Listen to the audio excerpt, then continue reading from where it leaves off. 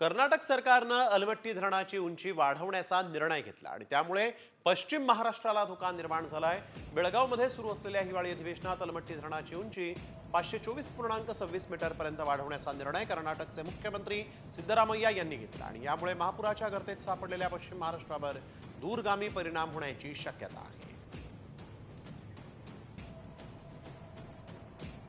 5 मीटरनं पुन्हा उंची वाढवणार म्हणजे याचा अर्थ जुलै आणि ऑगस्ट महिन्यामध्ये पात्राबाहेर पडलेलं जे पाणी आहे ते पुढं सरकायला अजून 5 मीटरचा अडथळा तयार होणार। कोल्हापूर जिल्हा, सांगली जिल्हा आणि सीमा भागातील चिक्कोडी, आतनी, अगदी कुडची, बागलकोटपर्यंतचा हा सगळा जो भाग आहे हा जलमय होणार आहे।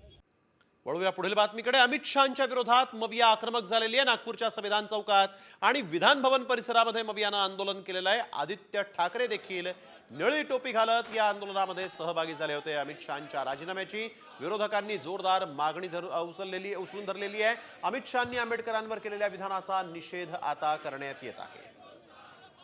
आदित्य ठाकरे देखील निळी टोपी घालून या आंदोलनामध्ये सहभागी झाले।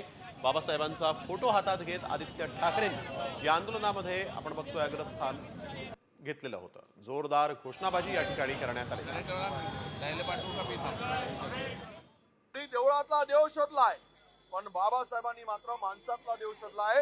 हे महान असे महामानव, या महामानवाचा अपमान ज्यांनी असंख्य करोडो लाखो लोकांना जगण्याचा अधिकार दिला, ज्यांच्या घरात सूर्यप्रकाश नव्हता ज्यांना प्रकाश देण्याचं काम केलं, ज्यांच्या घरात अंधार होता त्यांना उजेड देण्याचं काम केलं, अशा महामानवाचा अपमान कधी सहन करू शकणार नाही, कोणी सहन करू शकणार नाही। तर या देशाच्या गृहमंत्र्यांनी ते माफी मागावी।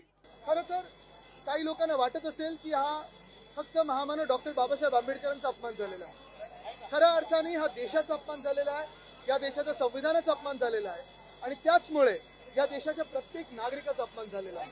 आज हा देश पाहत आहे की भाजपच्या मनात जे विष आहे, संविधानाबद्दल असेल, आपल्या न्याय हक्काबद्दल असेल, या देशाबद्दल असेल, ते जे गृहमंत्र्यांच्या भाषणातून बाहेर आलं, भाजप याच्यावर काही भूमिका घेणार आहे की नाही हे देश बघत आहे।